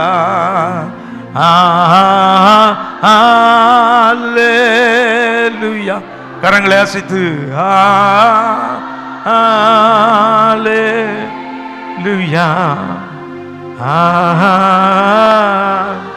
ஹல்லேலூயா. இன்னும் ஒரே ஒரு விஷயம் மாத்திரம் ஜெபமாக, என்னை உமக்கு தந்து இயேசு நாயகா, இனி நான் அல்ல நீரே இயேசு நாயகா, இயேசு நாயகா, இயேசு நாயகா, இனி நான் அல்ல நீரே இயேசு நாயகா. எங்கள் வாழ்க்கையில எந்த சோர்வு இருந்தாலும், பாவ சோதனைகள் இருந்தாலும், எல்லாவற்றையும் செயற்பெற்று உம்மிலே நிலைத்திருக்க, நம்முடைய வசனத்தில் உபதேசத்தில் நிலைத்திருக்க, கனி கொடுக்க, அநேகருக்கு ஆசீர்வாதமான பாத்திரமாய் மாற, உப்பாய் வெளிச்சமாய் இருந்து அநேகருக்கு ஒரு எங்கள் குடும்பத்தில் ஆரம்பித்து, எங்கள் சபையில் ஆரம்பித்து, எங்கள் ஊருக்கு ஆரம்பித்து, எங்கள் பட்டணம், எங்கள் தேசத்துக்கு ஆரம்பித்து, ஹல்லேலூயா, அநேகருக்கு ஆசீர்வாதமானவர்களாய் நாங்கள் மாறணும் ஆண்டவரே. இதுக்கு தான் எங்கள் ஒவ்வொருவரையும் தெரிந்து கொண்டேன். யாரையும் இந்த உலகத்தில் சுமையாக, எக்ஸ்ட்ரா லக்கேஜாக நீர் படைக்கவில்லை. இங்கே யாராயிலும் தேவ திட்டத்தை அறியாதவர்கள் இருந்தால் இந்த நாட்களிலே அவர்கள் கண்களை திறந்துறதுக்காக நன்றி. இந்த நாட்கள் பேசின வார்த்தைகள் இன்னும் புரியாமல் இருந்தால் வீட்டிற்கு சொல்லும் பொழுதும், வசனங்களை தொடர்ந்து வாசிக்கும் பொழுதும் பரிசுத்தாவினை தொடர்ந்து பேசுவீராக. ஒருவரையும் நோக்கமில்லாமல் படைக்கவில்லை, ஒருவரையும் நோக்கமில்லாமல் இந்த இடத்திற்கு அழைத்து வரவில்லை. ஒவ்வொருவருக்கும் ஒரு பணி, ஒவ்வொருவருக்கும் ஒரு வேலை கொடுத்து அனுப்பியிருக்கிறேன். அந்த வேலை பணி என் மூலமா என் குடும்பம் ஆசீர்வதிக்கப்பட வேண்டும், என் மூலமா என் சபை ஆசீர்வதிக்கப்பட வேண்டும். கரங்களை தட்டி ஆண்டவருக்கு மகிமை செலுத்துங்க. என் மூலமா இந்த பட்டணம் ஆசீர்வதிக்கப்பட வேண்டும். நான் போகிற வருகிற இடமெல்லாம் என் மூலமா ஆசீர்வாதம் உண்டாக வேண்டும். ஒரு வீட்டுக்குள் நுழைந்தாலே லூக்கா 10:5 என் கூடவே அந்த வீட்டுக்குள்ளே சமாதானம் வர வேண்டும். ஹல்லேலூயா.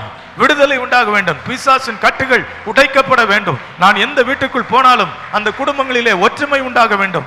நான் எந்த வீட்டுக்குள் சுவிசேஷம் சொன்னாலும் அவர்கள் ஏற்றுக்கொண்டு, ஓ உங்கள் தேவனே உண்மையான தேவன் என்று சகரியா 8:23 என் வஸ்திரத்தை பிடித்துக் கொண்டவர்கள் வர வேண்டும். ஆண்டவரே, என்னை இந்த வருஷத்திலிருந்து அப்படி நீர் பயன்படுத்தும் என்று சொல்கிற எல்லாரும் இன்னும் ஒரே ஒரு விஷய கரங்களை தட்டி ஆவில களி கூர்ந்து ஆண்டவரை மகிமைப்படுத்துவோம், ஆவில மகிமைப்படுத்துவோம். எல்லா துதிக்கான மகிமை உமக்கே செலுத்துகிறோம். இந்த வாய்ப்புக்காய் ஸ்தோத்திரம். போதகருக்காய், சபைக்காய், விசுவாசிகளுக்காய் உமக்கு நன்றி. தொடர்ந்து நடக்கிற செஷன்லையும் கர்த்தருடைய ஆவியானவர் இடைப்படுவீராக. எல்லா துதி கன மகிமை உமக்கே செலுத்துகிறோம். மீட்பர் இயேசு மூலம் ஜெபங்களும் பிதாவே, ஆமென். Thank you. God bless you. Praise the Lord. என்ன பாச சாரி உட்காருங்க. இதில்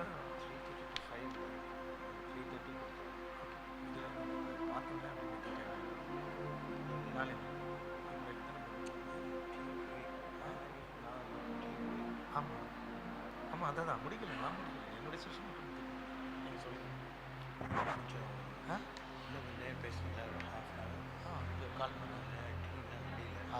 சரி சரி உட்காருங்க, தயவுசெய்து உட்காருங்க. இன்னைக்கு நான் என் கையில் கொடுத்த ஷெட்யூலை அப்படியே ஃபாலோ பண்ணணுன்னு பண்ணிட்டேன். அதனால் ரைட்.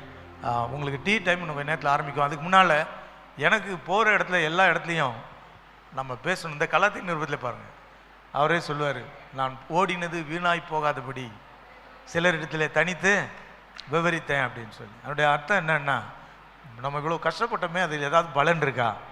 அதனால தான் நேற்று 2 பேர் 3 பேர் வந்து சொன்னீங்க பாருங்கள். அது மாதிரி நேற்று சொல்லாதவங்க எதை புதிதாக கற்றுக்கொண்டீங்களோ அதை மாத்திரம் சொல்லணும். அங்கேருந்து கிளம்பி வந்தேன் போனேன் அதெல்லாம் சொல்லக்கூடாது. நான் வரவே முடியாதுன்னு நினச்சேன், கத்தர் கொண்டு வந்தார், அதெல்லாம் வேண்டாம். இங்கே கொண்டு வந்து இந்த 2 நாளிலும் ஏறக்குறைய 2.5 நாளில் என்னோடு கூட ஆண்டவர் பேசினார் அப்படின்னு சொல்லக்கூடிய பகுதி எதுனாலும் சரி. வெறும் ஆண்டவர் கர்த்தருடைய வார்த்தை நேரம் மாத்திரமில்லை, பாடல் நேரம், அதில் நீங்கள் சொல்லலாம், இந்த ஃபெலோஷிப்பில் சொல்லலாம், ஏதோ சில விட்டு வந்த காரியங்களை, புதிதாக்கப்பட்ட சில தீர்மானங்கள், ஏதோ ஒன்று சொல்லலாம். நீங்கள் இருதயத்துக்குள்ளே வச்சு அப்படியே கொண்டு போயிட்டீங்கன்னா அப்படியே மூடிடும், அடுத்த வாரமே மறந்துடும். இப்போ நீங்கள் யாராவது ஒரு 2 பேர் முன்னால் வாங்க. நேற்று மாதிரி யார் சொல்ல முடியும்? நேற்று சுருக்கமாக அழகாக சொன்னாங்க. புதிதாய் கற்றுக்கொண்டேன், புதிதாய் பெற்றுக்கொண்டேன், நான் புதிதாக இது தெரிந்து கொண்டேன். யார் சொல்ல முடியும்? சகோதரர்கள் இன்னைக்கு யாராவது ஒருத்தர் ஆரம்பிங்க பார்ப்போம். ஆண் மக்கள் யார் வர போறீங்க? முதல் சிலம்பம் ஆடுகிறது யார்? யார் வர்றீங்க? சும்மா வந்து உட்காந்துட்டு போனேன்னு சொல்லக்கூடாது. என்ன பவுல் அத்தேனு பட்டணத்தில் இந்த மார்ச் மேடையில் இந்த வாயாடி என்ன பேசுகிறான்னு பார்ப்போம். நூதனமான காரியத்தை கேட்க விரும்பின அத்தேனு பட்டணத்தார் அப்படின்னு சொல்லப்பட்டிருக்கு வசனம். அப்படி ஆயிடக்கூடாது. என்னத்தை பெற்றுக்கொண்டீங்க? What you have received, that is very very important. எதை சொல்ல முடியும் சொல்லுங்கள்? ஒருத்தர் ஆரம்பித்தா அப்புறம் போட்டி வரும். நேற்று பார்த்தீங்களா, ஒருத்தர் ஆரம்பிச்சோன்னே ஒரு 3-4 பேர் வந்தீங்கல்ல. அதே மாதிரி இன்னைக்கு துவக்கி வைக்கிறவர் யார்? சீக்கிரம் வாங்க. யார் வர போறீங்க? உண்மையிலே நான் ஆசீர்வதிக்கப்பட்டேன்னு சொல்கிறவங்க மாத்திரம் கைகளை வைத்து காட்டுங்க. பொய் சொல்லாமல் கை வைத்தணும். நான் உண்மையிலே ஆசீர்வதிக்கப்பட்டாங்க, சும்மாலாம் சொல்லலை அப்படின்னு. இப்போ நான் உங்களுக்கு எல்லாருக்கும் ஒரு சந்தர்ப்பம் தரட்டுமா? அப்படியே எளிமை நில்லுங்க, சீக்கிரமாக எளிமை நில்லுங்க. உங்கள் பக்கத்தில் ஒருத்தர் இருக்கிறார் பாருங்க, அவர்கிட்ட இங்கே சொல்ல வேண்டாம், மைக்கில் வந்து சொல்ல வேண்டாம், அவர்கிட்ட சொல்லுங்களேன். நான் இந்த இடத்துக்கு வந்ததுக்கு பிறகு இந்த மீட்டிங்கில் போன வருஷம் அட்டன் பண்ணோம், ஆனால் இந்த வருஷத்தில் ஒரு புது ஆசீர்வாதத்தை பெற்றுக்கொண்டேன், புது பாடத்தை கற்றுக்கொண்டேன். அதை பக்கத்தில் உள்ளவங்களுக்கு சொல்லுங்கள் பார்ப்போம். நான் இங்கேருந்தே கண்டுபிடிச்சிடுவேன். நீங்கள் சொல்கிறீங்களா சும்மா இருக்கீங்களான்னு பார்த்துருவேன். இங்கேருந்தே கண்டுபிடிச்சிடுவேன். எனக்கு தெரியும், 30 வருஷமாக இந்த தொழிலில் இருக்கேன் நான். சும்மா நிற்கிறீங்கன்னா எனக்கு தெரியும். பக்கத்தில் உள்ளவங்களை பார்த்து என்ன சொல்லுங்கள் சொல்லுங்கள். அல்லேலூயா. நல்ல இல்லை ஒன்றுமே இல்லையா? ஆசீர்வதிச்சார்ல, என்ன ஆசீர்வதித்தார் சொல்லுங்க சொல்லுங்க சொல்லுங்க, பேசுங்க பேசுங்க சகோதரிகளே. சிலர் பேசுறதை நான் பார்க்குறேன், அவங்க சத்தம் கூடுதை பார்க்குறேன். Very good.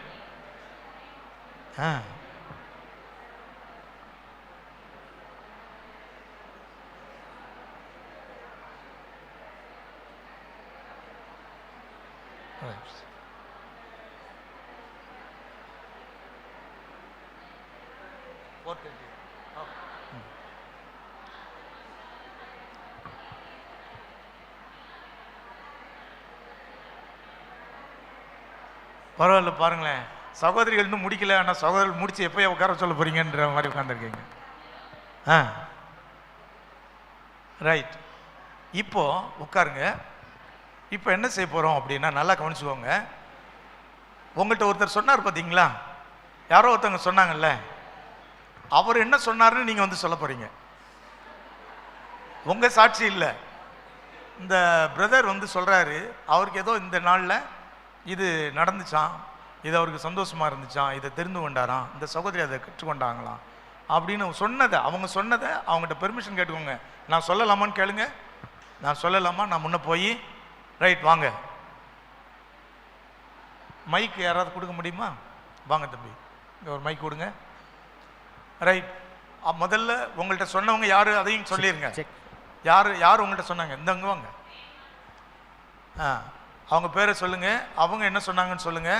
ஒரு சின்ன சின்ன மிஸ்டேக் அவங்க விடலாம், புரிந்து கொள்ள, அதை நீங்கள் தப்பாக எடுக்கக்கூடாது. ரைட், சொல்லுங்க சிஸ்டர். என் பக்கத்தில் ஒரு சகோதரி இருக்காங்க, அவங்க பேர் ரேணுகாவா? கேட்கலையா?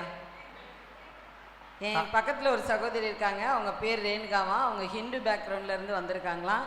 வசனத்தை நான் நல்லா கற்றுக்கணும் அப்படின்னு இங்கே வந்தேங்க்கா. பாஸ்டர் சொன்னதை வச்சு நான் வசனத்தை நல்லா எப்படியெல்லாம் எந்த பேக்ரவுண்ட்லேருந்து எப்படி படிக்கலாம், எந்த பேக்ரவுண்ட்லேருந்து தெரிஞ்சுக்கலாம் அப்படின்லாம் நான் கற்றுக்கிட்டேங்க்கா. எனக்கு ரொம்ப பிரயோஜனமாக இருந்ததுன்னு சொன்னாங்க.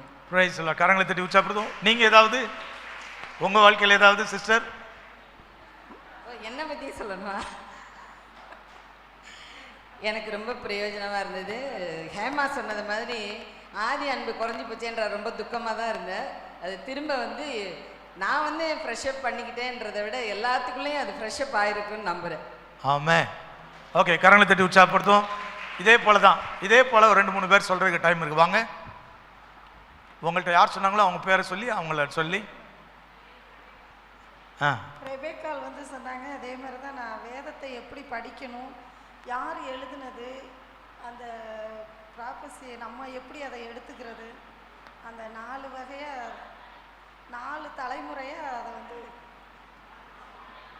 நீங்கள் சொல்லுங்கள், அவங்க சொல்லி முடிச்சுட்டு அப்புறம் நீங்கள் சொல்லுங்கள். ரைட், சொல்லுங்கம்மா. 4 தலைப்பின் கீழே எப்படி அதை நம்ம படிக்கணும்னு கற்றுக்கொண்டேன்னு சொன்னாங்க, பிரயோஜனமாக இருந்துன்னு சொன்னாங்க. நல்லா நான் ரைட், உங்களுக்கு என்ன எப்படி பிரயோஜனமாக இருந்துச்சு? உங்களுக்கு எப்படி பிரயோஜனமாக இருந்துச்சு? எனக்கு வந்து ஏற்கனவே ஒரு 10 வருஷத்துக்கு முன்னாடி இதே வசனத்தை வேத ஆராய்ச்சி மூலமாக பாஸ்டர் சொன்னார். நான் வந்தோடனே அந்த வசனத்தை புத்தி இல்லாத கலாத்தியரே, நீங்கள் சத்தியத்தை விட்டு வழி விலகி போகிறதுக்கு உங்களை மயக்குனவன் யார் அப்படின்னு சொல்லி முன்னாடி வேதாந்தத்தில் அவர் வேத ஆராய்ச்சியில் சொல்லியிருந்தாரு. அதே வசனத்தை இவ்வளோ வருஷம் சென்று மறுபடியும் ஆண்டவர் நம்மளோட பேசுகிறாரு. நம்ம எப்படி இதிலேருந்து நம்ம விடுதலையாகி நம்ம இன்னுமே நம்ம வாழ்க்கையில் இந்த 2025லேருந்து நம்ம ஒரு வெற்றி உள்ள கிறிஸ்தவ வாழ்க்கை வாழணும். ஆமென். வெற்றி உள்ள கிறிஸ்தவ வாழ்க்கை வாழணும் அப்படின்னு சொல்லி நான் தீர்மானம் எடுத்துங்க. கரங்களை தட்டி ஆண்டவர் மகிமைப்படுத்தும். சிஸ்டர் வந்து சொல்றியாம்மா, நீ தைரியமா வா. 4 காரியம் என்னன்னு சொல்லி எல்லாருக்கும் அது புரியும். நீ சொன்னீங்கன்னா, உன்னுடைய மொழியில் சொன்னீங்கன்னா எல்லாருக்கும் புரியும். Right, come on. சகோதரர்கள், மானத்தை யாராவது ஒருவர்.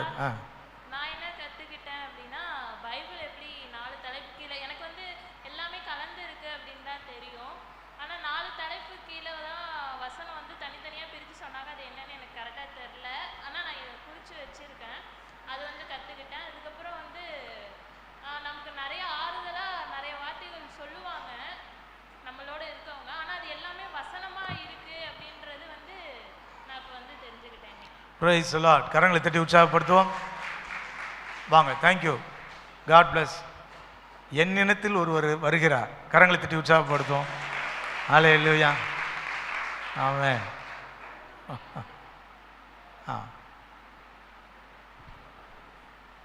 Price the Lord. நம்ம பக்கத்தில் ஜோ அண்ட் பால்ராஜ் இருந்தாங்க. என்ன சொன்னாங்கன்னு கேட்டிங்கன்னா, அவங்க கொஞ்சம் நம்ம எல்லாமே லேக்காக இருக்கும் பைபிள் வாசிக்கிறதுலையும் ஜெபம் பண்ணுறதுலையும். இப்போ வந்து இந்த முகாமில் வந்து மறுபடியும் எங்களுக்கு வந்து ஒரு இன்டியூசிங் மாதிரி ஏதாவது மறுபடியும் கண்டினியூஸாக வந்து நம்ம இந்த லேக்காக இல்லாமல் அதை தொடர்ந்து நம்ம செய்யணுங்கிற இந்த மெசேஜ் மூலம் எங்களுக்கு வந்து ஒரு படிப்பினை வந்திருக்கு. மேலும் இந்த கலாத்தியர் 3ல் வந்து புத்தி இல்லாத கலாத்தியரே, சத்தியத்திற்கு கீழ்ப்படியாமல் போகத்தக்கதாக உங்களை மயக்கினவன் யார் அப்படின்னு இருக்குது. சிங்குலரில் இருக்குது. ஆனால் நமக்கு லைஃப்பில் காலையிலேருந்து சாயந்தரம் வரைக்கும் பார்த்திங்கன்னா எத்தனையோ பேர் வந்து நம்மளை டிஸ்டர்ப் பண்ணுறதுக்குன்னே இருக்காங்க. இந்த பிசாசை வென்று நாம் வந்து என்ன செய்யணும்னா, தொடர்ந்து வந்து நம்ம சபை காரியங்களில் ஈடுபடுறது, சபைக்கு வந்து நம்ம ஜபிக்கிறது, மற்ற எல்லா காரியங்களும் ஒழுங்காக செய்யணுங்கிற ஒரு ஸ்பீட் இருக்குது இப்போது. ஆனால் இதை வந்து நம்ம கண்டினியூவாக எல்லாமே செய்யணும். அதுக்கு நமக்கு இயேசு தான் நமக்கு ஹெல்ப் பண்ணணும். Amen. Praise the Lord. Hallelujah. Praise the Lord. எங்கள் சபையில் வாங்க, நீங்கள் தான் அடுத்து. அதுக்கு முன்னால் இதை சொல்லிடுறேன். எங்கள் சர்ச்சில் ஒரு முறை நியூ சீக்கர்ஸ் மீட்டிங், புதிதாக இயேசுவை ஏற்றுக்கொண்டவர்களுக்கான ஒரு கூட்டம் நடத்தணும். கேர்சல் மூலமாக 45 பேர் எல்லாம் பிராண்டட் அப்படி இப்படி வந்தாங்க. பட்டு புடவை இதெல்லாம் போட்டு பயங்கரமாக அமர்க்கலமாக வந்திருந்தாங்க. வந்து நின்று சாட்சி சொல்லிக்கிட்டே இருந்தாங்க. அதில் ஒரு அம்மா சாட்சி சொன்னாங்க, நாங்கள் இயேசு அறியாமல் இருந்தோம், அறியாமையினால் தவறுகள் செய்து கொண்டு இருந்தோம், ஆனால் ஆண்டவர் எங்களை மாற்றினார். அதுக்கு காரணம் இந்த நிற்கிறாங்களே உங்கள் சபையில் இருந்த 2 சகோதரிகள் வந்து இயேசுவை பற்றி சொன்னாங்க, எங்கள் வாழ்க்கை மாறிச்சு. அது வரைக்கும் நல்லா இருந்தது, எல்லாம் கைதட்டினாங்க அந்த சகோதரிகளுக்கு. அடுத்து ஒரு வார்த்தை, ஒரு குண்டு போட்டு போனாங்க. அவங்க என்ன சொன்னாங்கன்னா, நாங்கள் மாறின மாதிரி எங்கள் புருஷன் மாறணும்னு ஆசைப்படுறோம், குடிக்குள்ளையும் அசிங்கமான பாவங்களையும் இருக்கிறாங்க, எங்கள் வாழ்க்கையை மாற்றின இயேசு அவங்களையும் மாற்றணும்னு ஆசைப்படுறோம், அவங்களும் ஆசைப்படணும்னு நினைக்கிறோம் ஐயா. ஆனால் நீங்கள் அனுப்பின சகோதரிகள் பெண்களாக இருக்கிறதுனால இவங்க சொல்ல முயற்சிக்கிறாங்க, எங்கள் புருஷன் மாதிரி வெக்கப்பட்டுட்டு உடனே எஸ்கேப் ஆகி போயிடுறாங்க. இது வரைக்கும் கூட சமாளிச்சிட்டோம். அடுத்து ஒரு கேள்வி கேட்டாங்க பாருங்கள், உங்கள் சபையில் எங்கள் புருஷன்மாருக்கு சொல்கிறதுக்கு ஒரு ஆம்பளை இல்லையான்னு கேட்டாங்க. நாங்கள் அப்படியே நொந்து நூலாயிட்டேன். நான் அன்னையிலேருந்து ஜோமனும் எங்கள் சபையில் புருஷர் இயக்கத்தை எழுப்பினார். நான் அதை ரொம்ப கவனமாக புருஷர் இயக்கத்தை, கட்டட வேலைகள், மற்ற காரியங்கள், தலைமைத்துவம், பணம், நிறைய வேலை வாய்ப்பு வாங்கி கொடுக்குறது, இதெல்லாமே எங்கள் சர்ச்சில் புருஷர் ஐக்கியம் தான். அவங்க இல்லைன்னா ஃபண்ட்ஸ் பண்ண முடியும். இப்போ பில்டிங் நான் சொன்னேன் பார்த்தீங்களா, அது எல்லாமே புருஷர் ஐக்கியம் தான். ஆனால் ஜபம், சுவிசேஷ அறிவிப்பு இதெல்லாம் சொன்னான்னா அவங்க வரமாட்டாங்க. இதுதான் இருந்துச்சு. ஆனால் அந்த சம்பவத்துக்கு அப்புறம் எனக்குள்ளே ஒரு பாரத்தை கொடுத்தாரு, ஏன் சகோதரர்கள் எழும்பக்கூடாதுன்னு சொல்லி. இப்போ எங்கள் சபையில் தான் அவங்க அதிகாலை ஜபத்தை அவங்க தான் நடத்துகிறாங்க. 5:30 மணிக்கு வந்து 6:15 வரைக்கும் நடத்தி போகிறாங்க டெய்லி. ஹல்லேலூயா. எத்தனை பேர் நல்ல தீர்மானம். நம்முடைய சபையில் சகோதரர்கள் எழும்பிட்டா ஜபத்திலும் சுவிசேஷ ஊழியத்திலும் சகோதரர்கள் எழும்பிட்டா இந்த எம்டி சேரே இருக்காது. அங்கே ஏன் சேர் எம்டி குறைவாக இருக்குன்னா அவங்க சுவிசேஷ ஊழியம் செய்கிறாங்க, அவங்க கொண்டு வந்துடுவாங்க. நமக்கே வரல அப்படின்னா நம்ம போய் சொல்லாமல் சகோதரர்கள் வரமாட்டாங்க. எத்தனை பேருக்கு இந்த பாரம் எனக்கு இன்றைக்கி வந்திருக்குன்னு சொல்கிறவங்களாம் கரங்களை வைத்து காட்டுங்க. சகோதரர்கள் மாத்திரம் அப்படியே எளிமை நில்லுங்க. நீங்கள் உங்களுக்கு சொல்கிறேன், அதுக்கு முன்னாடி எளிமை நில்லுங்க, அப்புறம் நீங்கள் வந்து சொல்லலாம். சகோதரர்கள் எல்லாம் எளிமை நில்லுங்க. உங்களுக்குள்ளே இந்த ஐயா சொன்னது எனக்கு ரொம்ப உற்சாகமாக இருந்துச்சு. ஏன்னா நமக்குள்ளே ஒரு ஸ்பீடு வரணும். எல்லோரும் எளிமை நிற்போமே. எளிமை நின்று ஆண்டவரே நாங்கள் இப்போ பாருங்கள், பெரிய பாத்திரம் தூக்கணும்னா பெண்கள் வர முடியாது, நம்ம தான் செய்யணும். அதெல்லாம் நம்ம செய்வோம். மேலோட்டமான மற்ற எல்லா காரியத்தையும் செய்வோம். சபை வளர்ச்சிக்கு இதை தாண்டி ஒன்று ஜபம், சுவிசேஷ ஊழியம். அதில் ஆண்கள் எல்லா சபைகளிலும் குறைவாக இருக்கிறாங்க. நம்ம சபையில் அது மாறணும். அடுத்த வருஷம் இதே கேம்ப் நடக்குமானால் கர்த்தருக்கு சித்தமாக நடக்கும் பொழுது ஆண்கள் இதை விட அதிகமாக இருக்கணும். அதுக்கு காரணம் யார்? அதுக்கு காரணம் யார்? நாங்கன்னு சொல்லாதீங்க, நான்னு சொல்லுங்கள். சொல்கிறவங்களாம் கரங்களை உயர்த்தி ஆண்டவர் மையப்படுத்துங்க. சகோதரிகள் அப்படியே கரங்களை உயர்த்தி சகோதரர்கள் ஆசீர்வதித்து ஜெபம் பண்ணுங்க பார்ப்போம். ஆண்டவரே ஒரு பெரிய எழுப்புதல் உண்டாகணும், ஒரு பெரிய மாற்றம் உண்டாகணும். ஹல்லேலூயா. ஆண்டவரே ஒரு பெரிய மாற்றம் ஏற்படணும்ப்பா. சபையை நேசித்து கலாத்திய நிருபத்தில் வாசிக்கிற அந்த மக்கள் அவர்கள் உண்மை நேசித்த போது, ஊழியரை நேசித்த போது, ஃபெல்லோஷிப்பில் ஸ்ட்ராங்காக இருந்த போது பின்மாற்றம் அடையலையே. கொஞ்சம் அதில் விட்டு விளையினதுனால தானே பின்மாற்றம். எங்கள் சபையில் எழுப்பி நிற்கிற சகோதரர்களுக்காக ஸ்தோத்திரம். எந்த ஊர்லையும் இல்லாதபடி 2 நாட்கள் உட்கார்ந்து சகோதரர்கள் இவ்வளவு வாஞ்சியோடு எங்கேயுமே நான் கேட்டதில்லை, இப்போ பார்த்ததில்லை. இங்கே வந்து நிற்கிறாங்களே, இவங்க மூலமாக அந்த சபையில் ஒரு பெரிய எழுப்புதல் உண்டாக வேண்டும் என்று பாரத்தோடு ஜெபிக்கிறேன். அப்படி பயன்படுத்த போகிறதுக்காய் ஸ்தோத்திரம். இயேசுவின் மூலம் ஜெபங்க எழும் பிதாவே. ஆமென், ஆமென். தேங்க்யூ. May be seated. கடைசியாக அந்த சகோதரர் நீங்கள் சொல்லலாம். Praise Lord. நாங்கள் டீமாக பேசிகிட்டு இருக்கும்போது பிரதர் ஆரிஃப் சொன்னாங்க, அந்த வேர்ட் உண்மையிலே ரொம்ப பிரயோஜனமாக இருந்துச்சு. என்ன சொன்னாங்கன்னா, இந்த கலாத்தியரில் வந்து அந்த ஜனங்கள் வழி விலகின உடனே எப்படி பவுலை எடுத்து அந்த பேசினாரோ, நமக்கும் இந்த டைமில் வந்து அழகாக உந்தி தள்ளுவதற்கு அப்படியே ஸ்டாப் ஆகாதபடிக்கு இந்த பொங்கல் ஹாலிடேஸில் வந்து உந்தி தள்ளுறதுக்கு இந்த வார்த்தைகள் ஏதுவாக இருந்துச்சு அப்படின்னு சொன்னாங்க. பிரதர் பால்ராஜ் அவங்க சொன்ன ஒரு வார்த்தை அதுதான். அதாவது நெக்ஸ்ட் அடுத்து என்ன அந்த ஜனங்களுக்கு நடந்தது அப்படி நமக்கும் அதே மாதிரி நடக்கணும் அப்படிங்கிறத கவனிக்கிறதுக்கு ரொம்ப யூஸ்ஃபுல்லாக இருந்துச்சு அப்படின்னாங்க. தேங்க்யூ. Price the Lord. உங்களுடைய அனுபவம் தானா? ஓகே. உண்மையிலே நேற்று சொன்ன மாதிரி உண்மை நாங்கள் எதிர்பார்க்காத அந்த வார்த்தைகள் எங்கள் வாழ்க்கையில் அப்படி ஸ்டாப். என்ன எப்படி நம்ம நடந்தால் அந்த வாக்குத்தத்தை பெற்றுக்கொள்ளலாம் அப்படிங்கிறத இந்த பைபிள் இந்த ஸ்டடியில் வந்து ரொம்ப கற்றுக்கிட்டோம். கத்ததாமே ஆசீர்வதிப்பாராங்க. Praise the Lord. கரங்களை தட்டி உற்சாகப்படுத்தும். ஓகே தம்பி, நீங்கள் எதுவும் சொல்ல வந்தீங்களா? மைக் வாங்க வந்தீங்களா? சரி சரி சரி சரி பாஸ்டர்கிட்ட கொடுக்குறேன். ரொம்ப நன்றி பாஸ்டருக்கு, நன்றி சபை மக்கள் உங்களை யாவருக்கும் நன்றி. உண்மையிலே சகோதரர்களே நான் உங்களை ரொம்ப பாராட்டுறேன். இது மாதிரி தொடர் கூட்டத்தில் சகோதரர்கள் தொடர்ந்து உட்காந்ததை என்னுடைய பல வருஷம் எக்ஸ்பீரியன்ஸில் இதான் ஃபஸ்ட் டைம் பார்க்குறேன். உங்களுக்கு நீங்களே தட்டிக்கோங்க, தோளில் தட்டிக்கோங்க, இப்படி தட்டிக்கோங்க. Hallelujah. Good. Thank you. God plus.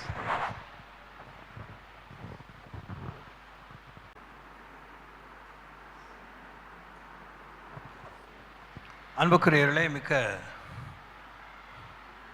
நன்றியுள்ளவர்களாக இருப்போம். முகத்துதிக்காகல, சற்று நேரத்துக்கு முன்னாடி இந்த போதக நேரம் ஆரம்பத்துக்கு முன்னாடி பல பழுவின் மத்தியில், ஊழிய பாரங்கள் மத்தியில், ஏராளமான ப்ரீச்சிங் அசைன்மெண்ட் மத்தியிலே நம்ம மத்தியில் வந்து கர்த்தருடைய வார்த்தையை கொண்டு வந்த பாஸ்டர் கலை தேவதாசன் அவர்களுக்கு நாம் எல்லோரும் ஒரு முறை எழுந்து நின்று கரங்களை தட்டி வாழ்த்தி நன்றி சொல்லுவோம்.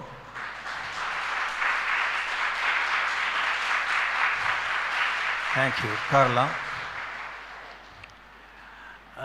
ஆரம்பத்தில் சொன்னது போல் நீங்கள் எத்தனை பேர் அந்த பாயிண்ட் ஞாபகம் வச்சுக்கிட்டீங்கன்னு தெரில. பாஸ்டரே ஞாபகம் வச்சுக்கிட்டாரேன்னு தெரியல. வச்சுக்குவார். இல்லை நான் வந்து ப்ரீச்சிங் கவனத்தில் மும்முரத்தில் மறந்துட்டேன்னு சொல்ல மாட்டார். ஒரு நம்பிக்கை தான்.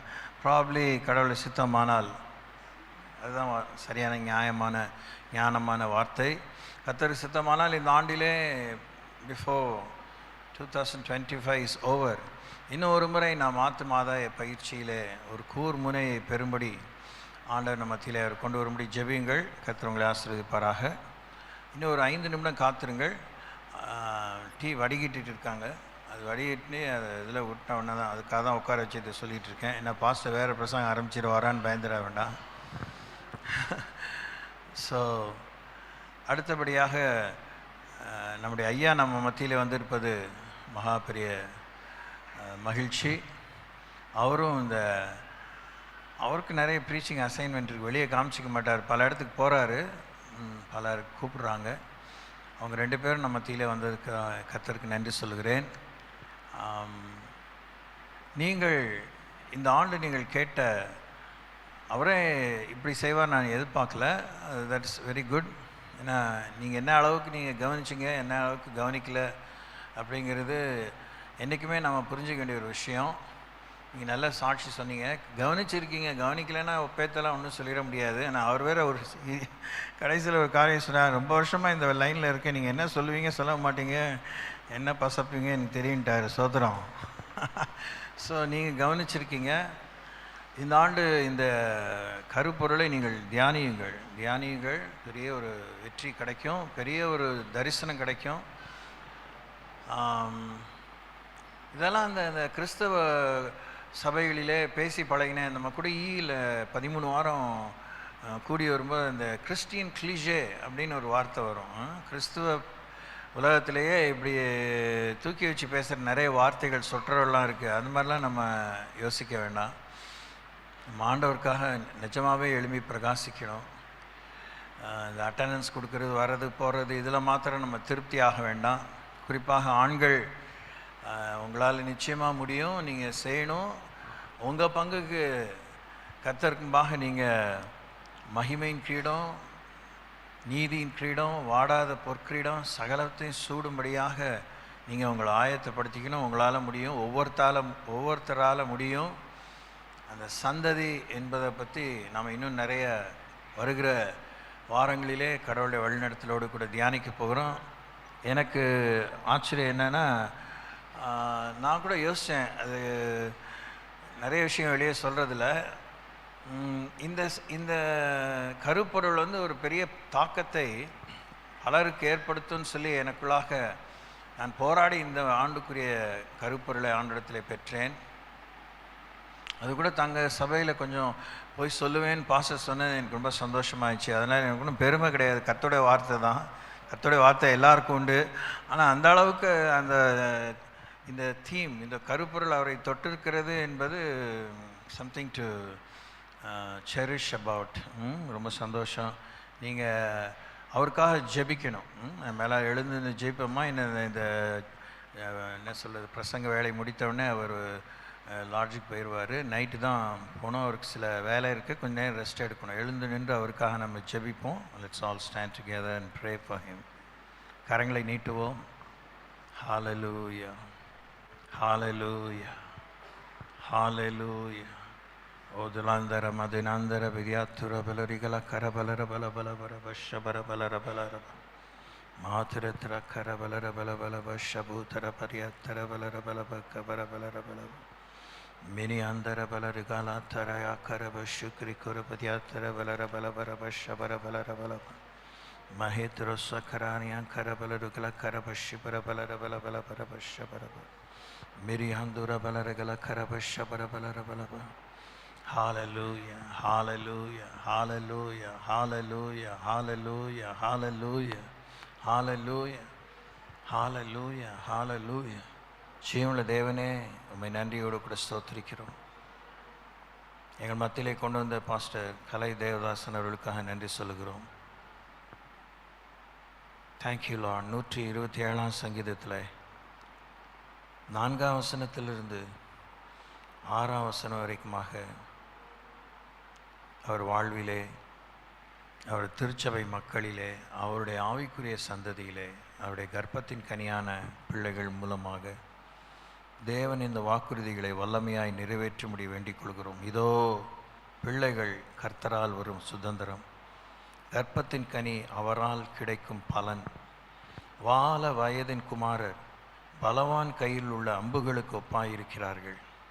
அவைகளால் தன் அம்பரா துணியை நிரப்பின புருஷன் பாக்கியவான். அவர்கள் நாணமடையாமல் ஒலிமுக வாசலிலே சத்துருக்களோடு பேசுவார்கள். ஹalleluya, ஹalleluya, ஹalleluya, ஹalleluya, ஹalleluya, ஹalleluya. அவருடைய திருச்சபையினுடைய கர்த்தாவே, மக்கள் இந்த 127 சங்கீதம் 4, 5, 6 பிரகாரமாக அந்த சந்ததி கிறிஸ்துவே, அந்த சந்ததி கிறிஸ்துவை சுமந்தவர்களே, கிறிஸ்துவை அணிந்தவர்களே, கிறிஸ்துவை உடையவர்களே, கிறிஸ்துவை சுமந்தவர்களே, கிறிஸ்துவை போலானவர்களே, கிறிஸ்தியானி. முதல் முறையாக அந்தியோக்கியாவிலே ஆண்டவராய் இயேசுவின் சீடர்களுக்கு கிறிஸ்தவர்கள் என்று பேர் உண்டானது போல தகப்பனே, இன்னும் ஒரு பெரிய ஒரு சரியான ஒரு தாக்கத்தை சத்துருக்களோடு ஒலிமுக வாசலிலே பேசக்கூடியவர்களாய், அம்பரா துணியிலே இருக்கிற அம்பை போல தேவன் நியமித்த இலக்கை நோக்கி ஏவப்பட ஆயத்தமாக்கப்படுகிற கண்டமிட்டு கண்டம் தாவும் ஏவுகணையை போல பல எல்லைகளிலே, பல தேசங்களிலே, பல ஜாதி எத்னிக் குரூப்ஸ் மத்தியிலே விசேஷித்த ஒரு சேனையை எழுப்பும்படி உமது கரம், உம்முடைய நாமம், உம்முடைய வார்த்தை, உம்முடைய இரத்தம், உம்முடைய அபிஷேகம், உம்முடைய அழைப்பின் மகத்துவம், செயலின் ஆலோசனையின் ஆச்சரியம், செயலின் மகத்துவம் அவர் ஆவியான்ம சரீரத்தோடு, அவருடைய மனைவி பிள்ளைகளோடு, அவர் பெற்றிருக்கிற ஆவிக்குரிய சந்ததியோடு கர்த்தருடைய வருகை பரியந்து இருக்கும்படி வேண்டுகிறேன். அதற்குரிய ஆண்டவரே, அடையாளங்களை மிகவும் அற்புதமாக காண்பியும், தடயங்களை காண்பியும், வாசல்களை திறவும் ஆண்டவரே. அவர் ஆண்டவரே திகைத்து போக, திக்கு முக்காட இப்படி என்னை ஆசீர்வதிப்பீரோ என்று ஆண்டவரே ஆச்சரியப்படக்கூடிய அளவுக்கு கர்த்தருடைய ஆண்டவரே நாமத்தின் மகத்துவம் அவர் மேல் விளங்கும்படி செபிக்கிறேன். பூர்ண சுகம் தாரும். அவருடைய பலவீனத்திலே அவருடைய பலன் பூர்ணமாய் விளங்குவதை நித்தமும் காண உதவி செய்யும். என் கிருபை உனக்கு போதும், உன் பலவீனத்திலே என் பலன் பூர்ணமாய் விளங்கும் என்பதை தேவன் திட்டவட்டமாய் காண்பியும் ஆண்டவரே. ஹalleluya, ஹalleluya, ஹalleluya. இன்னொரு ஆண்டவரே மகிமையின் பிரமாணம், இந்த சூப்பர் நேச்சுரல் டிமென்ஷனுக்கு ஆண்டவரே அவர் வாயில் ஒளியில வாசலை திறவும் ஆண்டவரே. ஹalleluya. பலத்த அற்புதங்களினாலும் அடையாளங்களினாலும் பவுலை உபயோகித்தது போல பவுல் ஆண்டவரே வேதத்தை வியாக்கியானம் பண்ணி பிரசங்கிப்பது மாத்திரமல்லாமல் விசேஷித்த அற்புதங்களை அவர் கரத்தின் மூலமாய் செய்தது போல யா துர கலபல ரகாத் யா துருவிலந்தரபல ரீபலத நது ஷபர யா கரபல ரிபந்தர கரபல பல பல பல பல மகன தியாங்கரமன நக்ல கத ஹந்தன தியா கரபல ரபல. ஹalleluya. அநேக கடின உள்ளங்களை, அநேக ஆண்டவரே சுவிசேஷத்துக்கு முதுகை காண்பித்தருளாம், முகத்தை திருப்பி முக தரிசனம் பெறும்படி எந்த பவுல் ஆண்டவரே உம்முடைய சுவிசேஷத்துக்கு விரோதமாய் மக்களை கொன்று குவிக்கும்படி கட்டளை பெற்றாரோ அதே நற்செய்தியையே மக்களுக்கு பிரசங்கிக்கும்படி வைத்தீரோ அப்படிப்பட்ட பாத்திரங்களை பாஸ்டருக்கு தந்து வழி நடத்தும். அந்த நற்செய்திகளை கேள்விப்பட உதவி செய்யும். பூர்ண சௌக்கியம் பலனை தாரும். Thank you Jesus. அவருடைய ஆத்மார்த்தமான மன்றாட்டுக்களை கேளும் ஆண்டவரே. Thank you Lord. Answer his very personal calls and personal needs and prayers. Oh, hallelujah. He has never ventured to share it with anyone so far, but you know it, Lord. Amarika tyakura palaraba shikara palaraba. உன்னை ரட்சிக்கும், உன் மன்றாட்டுக்களை கேட்கும், அவைகளுக்கு தக்க பதிலை தரும் நாள் வந்தது, காலம் வந்தது, நேரம் வந்தது என்று இந்த கைரோஸ் இயரில். ஹalleluya, ஹalleluya. நாவினாலே சொன்னதை கரத்தாலே நிறைவேற்றும், நாவினாலே சொன்னதை கரத்தாலே நிறைவேற்றும். ஓ ஹalleluya, ஹalleluya, ஹalleluya, ஹalleluya, ஹalleluya.